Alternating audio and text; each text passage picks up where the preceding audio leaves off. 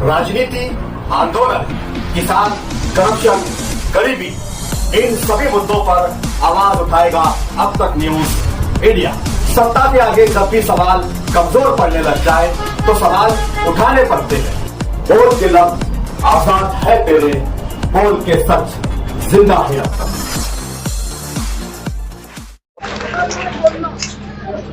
कैसा बोलना?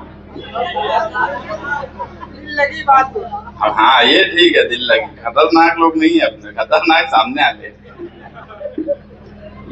आज की मीटिंग के सदर जावेद मिस्त्री साहब, महाराष्ट्र समाजवादी पार्टी के जनरल सेक्रेटरी हमारे लीडर परवेज सिद्दीकी साहब, समाजवादी की सदर शान हिंद साहिबा और वार्ड नंबर 7 के आपके चाहते अब्दुल बाकी रासन वाले, हुसैन अंसारी, जमील सेठ, साबान नगर, नया इस्लामपुरे की मुअज़्ज़िज़ शख्सियात, आज 5 बजे तक तस्हीरी मुहिम रहेंगी।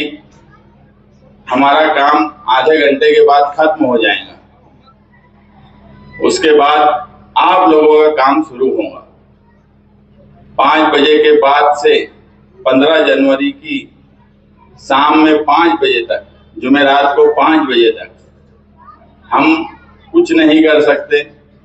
हमारा जो काम है वो हम कर दिए, हमारे मुद्दे जो है वो आपके सामने रख दिए, हमारी बातें हमने आपके सामने रख दी, हमारे सामने के उम्मीदवारों ने अपनी बात आपके सामने रख दी।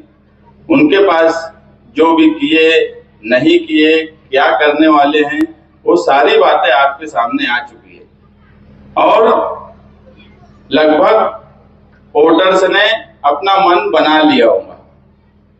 घर में मेरी माएँ बहनें जो सुन रही हैं, उनका भी जहन बन चुका होगा कि क्या हालात है, क्या शहर की जरूरत है, क्या इस वार्ड की जरूरत है, मुस्तकबिल में क्या होने वाला है, माजी हमारा कैसा जा रहा है।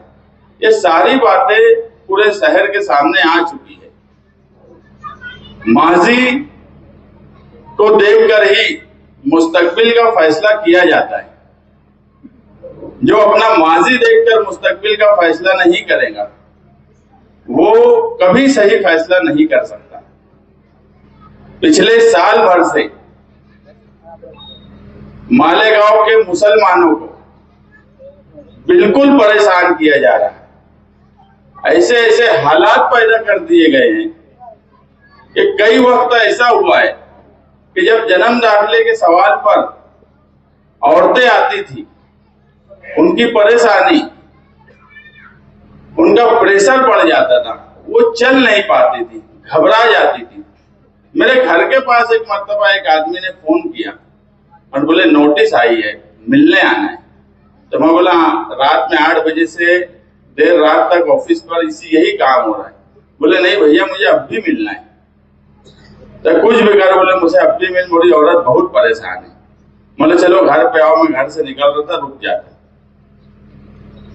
वो कैसे आया, क्या आया, मेरे घर के पास ही रोड पे शायद जहूर भाई बैठे हैं, मेरे घर के सामने रहते। तुबा कॉस्मेटिक कंप्लीट स्किन सॉल्यूशन आपके लिए लाया है धूप से बचाने वाली डे क्रीम, सौंदर्य चेहरे को गोरा करने वाली नाइट क्रीम, फुंसियों के लिए TC skin cleaner and serum, सर्दी में जिल्दों को ताजा रखने वाला मॉइस्चराइजर, 7 दिनों में गोरा करने वाली क्रीम, आंखों के नीचे कालापन को दूर करने वाला टीसी डार्क वे सीरम, हाथ और गर्दन का कालापन दूर करने वाला साबुन। हमारा पता याद रखें, कुसुम्बा रोड, औलिया मस्जिद के सामने, तुबा कॉस्मेटिक कंप्लीट स्किन सॉल्यूशन। वो गाड़ी लेके गिर गया। नहीं, ऐसी हालात मालेगांव शहर के 3400 सिर्फ जन्म दाखिले की इंक्वायरी पे हम लोगों की हुई। उसको हम लोग में उठाने, कुछ लोग बोले कि जब तो मुझे समझे ही नहीं, फिर जब समझे कि ये वही आदमी है जो मुझे अभी फोन किया, मैं उसको लेके आया। बोला क्या हुआ भैया, इतनी कहा गायरी? बोला यार बहुत परेशान हुए, चक्कर आ रहा है, मोगड़े भी चक्कर आ रहा है। तो उसको समझाए कि ठीक है, फोन लगाए कि ये आ रहे। हम लोग की जबकि आसिफ शेख साहब और हमारी पहले से सब बातचीत थी कि 1044 जो एसआईटी की इंक्वायरीज हैं, इसमें किसी को अरेस्ट नहीं किया जाएगा।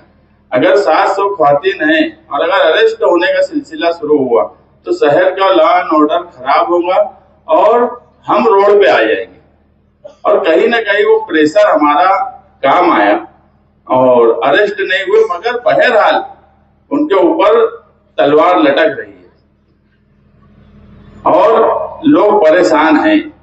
अभी भी लोग फोन करते हैं, इलेक्शन के दौरान भी लोग फोन कर रहे हैं कि यार देखो अभी ये हो गया वो हो गया। 8 तारीख को एडवोकेट तौसीफ बैठे, 8 तारीख को इनकी बेल हो जाने वाली थी, मगर मुखालिफिन ने 7 जनवरी को जो हाईकोर्ट में हरकत की, वो तफसील में मैं अभी जाना नहीं चाहता, मगर खुदा की कसम इतनी तकलीफ हुई वो हरकत पे। मगर इलेक्शन को हम लोग, आसिफ भाई से भी मेरी बात हुई कि इलेक्शन को अभी इलेक्शन की लाइन पे ही रहने दो। ये जो हरकत की गई है कि 8 तारीख को इनकी बेल ना हो, ठीक है, हमको क्रेडिट मिलती नहीं मिलती, मगर वो जेल से रिहा हो जाते। एक औरत बन रही गजाला परवीन, 3 महीने का बच्चा, आज साल भर के ऊपर हो गया। उसके बाद भी हमने कोशिश की कि किसी तरीके से तारीख लगाई जाए। ये एडवोकेट तौसीफ साहब मुसलसल राब्ते में रहे और 17 जनवरी की तारीख लगी है सबकी एक साथ। मेरी माए बहनें जो सुन रही होंगी घरों में, 15 जनवरी को वोट है, 16 जनवरी को उसका रिजल्ट आएगा और 17 जनवरी को हाई कोर्ट में उन बेगुनाह लोगों की रिहाई का फैसला होगा। आप लोग शहर का मुस्तकबिल फिरका परस्तों के हाथ में ना जाए, बीजेपी का मेयर ना बने, इसके लिए भी दुआ करिए। मालेगांव सेकुलर फ्रंट का मेयर बने, इसके लिए दुआ करिए।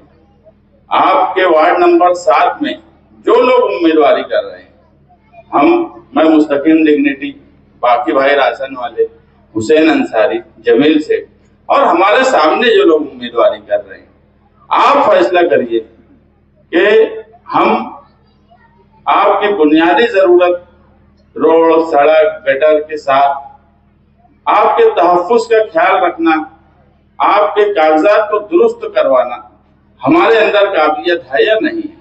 अगर आप लोगों को लगता है कि हमारे अंदर नहीं काबिलियत है तो आप अपने हिसाब से फैसला कर लेना, लेकिन मुस्तकबिल पूरे शहर का दांव पे है। यहाँ एक बड़ी आबादी सीतापुर की है, मैं भी सीतापुर का हूँ, यूपी के लोगों की है। आप यूपी में फोन करके पूछ लीजिए कि वहां एसआईआर की इंक्वायरी चल रही है, आपके अपने लोग यूपी में हैं, कितनी तकलीफ हो रही है। कारपोरेशन के इलेक्शन के फौरन बाद एसआईआर की इंक्वायरी शुरू होगी महाराष्ट्र में, और महाराष्ट्र में जब इंक्वायरी शुरू होगी तो बाकी जगह हमारे अबू आसिम आजमी साहब है, जो आज महाराष्ट्र में मुसलमानों की अगर कोई नुमाइंदगी कर रहा है, किसी को फिक्र है, कोई मुसलमानों की हालत देखकर आंसू निकल जाए, ऐसा लीडर कोई है तो अबू आसिम आजमी साहब है। वो लड़ेंगे भी, भिड़ेंगे भी, देखेंगे भी। मालेगांव शहर में हमको जो मदद उनकी लगेंगी हम लेंगे, बाकी आसिफ साहब है, हम हैं। एसआईआर की इंक्वायरी के वक्त आपके यूपी में अगर कागजात हैं 2002 के, आपके यहाँ पर कागजात चेक करने कौन आएगा? पेपर से जो लोग बोलते हैं कि एसआईआर की इंक्वायरी, ये कारपोरेशन का मुद्दा कहाँ है? बेवकूफ लोग हैं। कारपोरेशन के घर पट्टी के मुलाजमीन ही इंक्वायरी के लिए आपके घर आने वाले हैं, प्राइमरी टीचर से ही आपके पास आने वाले हैं। मुझे बताओ, अगर गिरीश महाजन खुलेआम ये बात बोल रहा है कि 20-22 सीट पर हमारा मेयर बनेगा और मेयर बनने के बाद हम मालेगांव शहर के मुसलमानों से पार्लियामेंट का बदला लेंगे, बदला, लफ्ज बदला, किस तरह का बदला लेना चाहते हैं? 4 दिन पहले ये बात सच नहीं है क्या कि मौजूदा एमएलए और एमआईएम के लोग की एक मीटिंग पंडू काका बच्चाओं ने गिरीश महाजन के साथ की? यहाँ मीडिया वाले भी बैठे हैं, मैं नाम नहीं लूंगा, मगर एक मीडिया वाले की मुंडी हिल रही है। मीटिंग हुई है कि नहीं हुई है?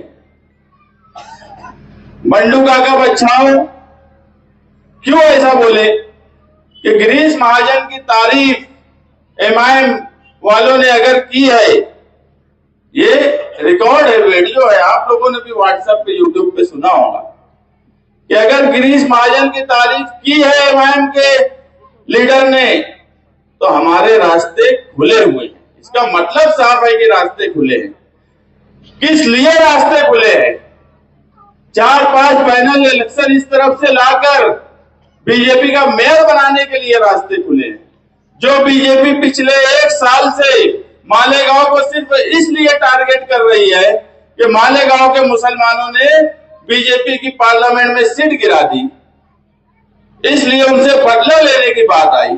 बदला लेने में हद ये हो गई कि मर्द के साथ साथ मालेगांव की तारीख में पहली मर्तबा बेगुनाह ख्वातीन जेल में गई। अब कितना बदला लेंगे? अब कैसा बदला लेना चाहते हैं? अब क्या हमको मिट्टी में मिला देंगे, कब्र में गाड़ देंगे? बदला क्या लेना चाहते हैं? और उनकी मदद एमआईएम पार्टी करना चाहती है और उसके बाद नदी के इस पार से वोट मांग रही है और बोलती है कि फिरका परस्तों से लड़ना है तो नदी के उस पार जाओ। हमें भी पता है नदी के उस पार 20-22 सीट से ज्यादा बीजेपी शिवसेना ला ही नहीं सकते और हमें यह भी पता है कि हम नदी के उस पार बीजेपी और शिवसेना के सामने इलेक्शन लड़के जीत भी नहीं सकते। यह भी बिल्कुल 100% सच बात है। कोई ये नहीं बोल रहे कि हम वहां इलेक्शन लड़ते तो हम उनको टक्कर देते या उनके सामने मुकाबले में रहते, नहीं जीत सकते थे हम उनके सामने। मगर हमें यह तो पता था कि नदी के उस पार ये 20-22 सीट से ज्यादा नहीं लाएंगे। हमें तो लड़ना उनसे है जो 20-22 सीट नदी के इस पार से उनको देना चाहते हैं। उन फिरका परस्तों से लड़ने की बात हम कर रहे हैं। क्यों आप 20-22 सीट उनको देकर उनको मेयर बनाना चाहते हो? क्या ये तकलीफ कम थी जो हमारे साथ जन्म दाखिले से लेके लैंड जिहाद और कई जिहाद के नाम हमारे साथ जोड़ दिए गए? जो बीजेपी अपने वचन पत्र में बदला लेने की बात लिखती हो कि किला झोपड़पट्टी को पहले उखाड़ेंगे। जितनी झोपड़पट्टियां हैं, यहाँ साबान नगर का भी मसला है और भी शहर में कई झोपड़पट्टियों का मसला है, तो उनके वचन पत्र में लिखा है कि सिर्फ झोपड़पट्टी गैर कानूनी अगर साबित हुई तो झोपड़पट्टी उखाड़ने के साथ साथ उस पर भी एसआईटी बैठाकर इंक्वायरी करेंगे। कितनी एसआईटी बैठाएंगे? कितने लोगों से बदला लेंगे? अब इन सारे सवालात का, इन सारे मसाइल का मसला भी कारपोरेशन, मसले का हल भी कारपोरेशन। अगर मसला बनता है जन्म दाखिला तो जन्म दाखिला कौन देता है? कारपोरेशन देती है। अगर मैं ये बोलता हूं कि अगर वार्ड नंबर 7 में हमारा पैनल और मैं खुद चुन के आया तो पहली ही महासभा में 1044 जो जन्म दाखिले में जिन पर एफआईआर हुई है वो तजवीज मैं लाऊंगा और हैंड राइटिंग एक्सपर्ट के बाद पास वो सारे पेपर्स भेजूंगा कि इस पे साइन तहसीलदार की है कि नहीं, और वो मसला इंशाल्लाह हल हो जाएंगे। मुझे उसमें इसलिए नहीं परेशानी है कि 1044 लोगों पे केस है, मुझे तकलीफ इसलिए है कि उसमें 700 से ज्यादा ख्वातीन है। तकलीफ इसलिए होती, अरे हम यहाँ इतने मर्द बैठे हैं, ये सब पे भी गुनाह दाखिल हो जाए तो हम लड़ लेंगे, हम मुकाबला कर लेंगे, हम जेल भी चले जाएंगे, 2-4 महीना रहना पड़ा रह भी लेंगे। 12 नवंबर में आप सल्लल्लाहु अलैहि वसल्लम के नाम पे मैं 3 महीना जेल चला गया था खुद से सरेंडर होकर। मगर तकलीफ ये है कि 700 ख्वातीन अगर जेल में जाएंगी वो बर्दाश्त नहीं कर सकते। मुझे बताओ यहाँ बैठा हुआ कौन मर्द, कौन लड़का, घर में बैठे हुए मर्द या ख्वातीन कौन बर्दाश्त कर पाएगा कि मेरी माँ जेल में चली जाए, मेरी बहन जेल में चली जाए? मैं तो बोलता हूँ इतनी बड़ी मीटिंग में इतने मर्द हजरात हैं, ये सब पे गुनाह दाखिल कर दो यार, हम लड़ लेंगे, मुकाबला कर लेंगे, सब कुछ कर लेंगे, झेल लेंगे, मगर हम ख्वातीन को जेल जाते हुए नहीं झेल सकते। और उनसे कौन लड़ सकता है? जो हमारे सामने उम्मीदवार है वो, जो मुझे वो ताव तो बताते हैं, मगर बताओ फिरका परस्तों से लड़ने में दम है क्या? सिर्फ दादागिरी यहाँ पर महल्ले में करना। कंपाउंड वाले जो 12 नवंबर जैसे जुलूस की कयादत कर रहे थे, साल भर भागे भागे ये मदद करेंगे आपकी। वो चमड़े वाले जो यहाँ मेरे सामने उम्मीदवारी कर रहे हैं और वार्ड नंबर 2 में शिवसेना का काम कर रहे हैं, वो फिरका परस्तों से आपको तहफ्फुज देंगे, आपकी हिफाजत करेंगे, जो इलेक्शन से पहले उनकी गोद में बैठे हैं। अरे इतनी तो शर्म करना चाहिए था कि इलेक्शन हो जाने देते, उसके बाद कोई समझौता करते। इतनी धांधली, इतना घमंड कि इलेक्शन से पहले तुम यहां एमआईएम से उम्मीदवारी करते हो, वहां पर तुम जो है शिवसेना का काम करते हो। दादा भुसे की ऑफिस में तुम्हारी एमआईएम की ऑफिस खुलती है। यावर अली दादा भुसे का आदमी, उसकी बहन जो है एमआईएम से इलेक्शन लड़ती है। ये क्या मैसेज देना चाहते हैं शहर में? ये इलेक्शन आपकी बुनियादी जरूरत, वार्ड नंबर 16 की, वार्ड नंबर 7 की बुनियादी जरूरत, साबान नगर और नया इस्लामपुरा, यहाँ पर जो ओपन स्पेस है, यहाँ के लोगों ने शादी हॉल की बात बोली है। हम चारों उम्मीदवार जिम्मेदारी लेते हैं कि इंशाअल्लाह जल्द से जल्द शादी हॉल बनाएंगे। ये सड़क जिस पे हम बैठे हैं, आचार संहिता लगने से 2 दिन पहले इमरान बाकी और मैं, हम 2 मसला लेकर साबान नगर का गए थे। एक वो सामने डीपी का और एक साबान नगर की रोड का। इमरान अगर आज होता तो मुझे वार्ड नंबर 7 में इतना काम करने की जरूरत नहीं पड़ती थी। जिस तरह बाकी भाई का एक बड़ा नुकसान हुआ है जिसे जिंदगी भर वो नहीं भूल सकते, उसी तरह मेरा और शान का भी एक बड़ा नुकसान हुआ है जिसे हम जिंदगी भर नहीं भूल सकते। इमरान का इंतकाल होना हमारे लिए एक बहुत बड़ा सदमा था। वो लड़का जो जिस दिन इंतकाल हुआ, जमील सेठ बैठे हैं, वो भी थे साथ में, यूट्यूब के चैनल वाले भी कई थे। उसके इंतकाल के बाद उसी दिन के उसके फोटो और वीडियो कुछ लोगों ने लगाए थे। जो पावर हाउस गए, वो जो मसला था वो भी इमरान बोला था किसी भी तरीके से हल करना है, और वो हल भी हो जाने वाला है। हो गया। मैं बाकी भाई और जमील सेठ को बोला था, जो एग्जीक्यूटिव इंजीनियर था साहिल, उसकी शादी थी, नहीं तो ये 15 दिन पहले ही हो जाता। अभी बात किए, वो भी हल हो गया। ये रोड का बजट डाला हुआ है। जो लोग बोलते हैं हम इलेक्शन नहीं लड़ेंगे, वो बच्चों जैसी बात करते हैं। बाकी भाई बोले कि वो कागज लाकर बता दो। मतलब भैया जान दे, बच्चों जैसी बात है, छोड़ लो। क्या जरूरत है ऐसे लोगों की बात का जवाब देना, जिनके पास कोई मुद्दा नहीं है, जिनके पास कोई विजन नहीं है, जिनके पास इलेक्शन किस लाइन पे लड़ा जाए, इलेक्शन वो क्यों लड़ रहे हैं, इसका मकसद नहीं है। ऐसे लोगों का जवाब देने की क्या जरूरत है?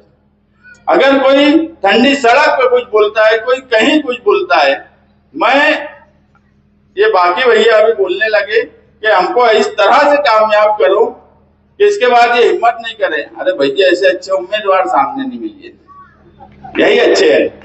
अभी भी लड़े, इसके बाद भी लड़े, लेकिन ये इलेक्शन सही मायनों में आप लोगों के लिए बहुत सोच समझकर फैसला करने का वक्त है। नया इस्लामपुरा, साबान नगर, सर्वे नंबर 57 और वार्ड नंबर 7 का पूरा हिस्सा आप लोग 15 जनवरी को साइकिल निशान पर वोट दीजिए। हम आपको यकीन दिलाते हैं कि आपकी बुनियादी जरूरत, जो कारपोरेशन का अहम मुद्दा है, साफ सफाई, पानी, सड़कें, आपके लिए हॉल का इंतजाम, तालीम अच्छी हो प्राइमरी की, इस ताल्लुक से हम कोशिश करेंगे। लेकिन इसके साथ साथ वोट आपकी अमानत है, आपकी अमानत की हिफाजत करने की जिम्मेदारी हम 4 लोगों की। इंशाअल्लाह वार्ड नंबर 7 के वोटर्स, अवाम, माँ, बहन, खास तौर से ख्वातीन, किसी भी इंक्वायरी का कितनी भी बड़ी फिरका परस्त ताकत आ जाए, हम जो है आपके लिए ढाल बनकर आपकी हिफाजत करेंगे, क्योंकि वोट आपकी अमानत होगी। और उस अमानत की हिफाजत करने का यकीन हम दिलाते हैं कि हम यहाँ 4 कारपोरेटर, बाकी भाई, हुसैन अंसारी, जमील सेठ और मैं खुद, हम हर तरह की मदद करने के लिए तैयार है। खास तौर से ख्वातीन की इंक्वायरी अगर होंगी, हम आपके लिए कोशिश करेंगे। आपके तहफ्फुज़ की जिम्मेदारी हमारी। आप 15 तारीख को भरपूर वोट दीजिए मालेगांव कारपोरेशन पर। 16 जनवरी को मालेगांव सेकुलर फ्रंट का इंशाअल्लाह जो हालात बने हुए हैं, आगरा रोड के शुमाली हिस्से से 5 पैनल और शहर भर से 6-7 पैनल, यहाँ तक के इस्लामपुरे जैसे वार्ड में सीट आने जैसी पोजीशन आज है। हम इक्तदार में 16 जनवरी को आने वाले हैं और इंशाअल्लाह वार्ड नंबर 7 के अवाम भी इक्तदार का हिस्सा होंगे। आपकी तामीर और तरक्की के साथ साथ आपके तहफ्फुज़ का ख्याल रखने की जिम्मेदारी आसिफ शेख साहब, शान हिंद साहिबा, मुस्तकीम डिग्निटी, अब्दुल बाकी राशन वाले, जमील सेठ, हुसैन अंसारी हमारी रहेगी। आप 15 जनवरी को साइकिल निशान पर वोट देकर हमें कामयाब करिए। शुक्रिया।